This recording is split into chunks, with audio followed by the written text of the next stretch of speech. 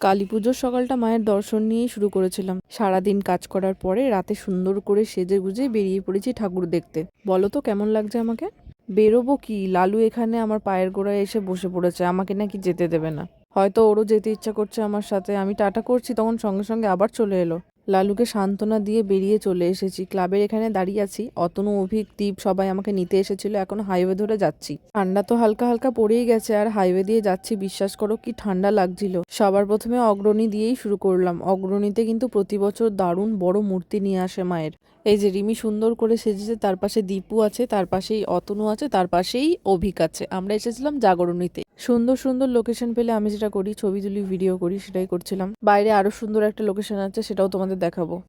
এই যে এই লোকেশনটা দারুণ ছিল, আর গ্রিন লাইটটা সবার মুখে পড়ছিল বলে কেউ এখানে ভিডিও করতে, ছবি তুলতে আসেনি, বাট আমি একাই করেছি। সব শেষে স্টেশন ঘুরে চা খেয়ে বাড়ি ফিরলাম। তো চলো টাটা, বাই।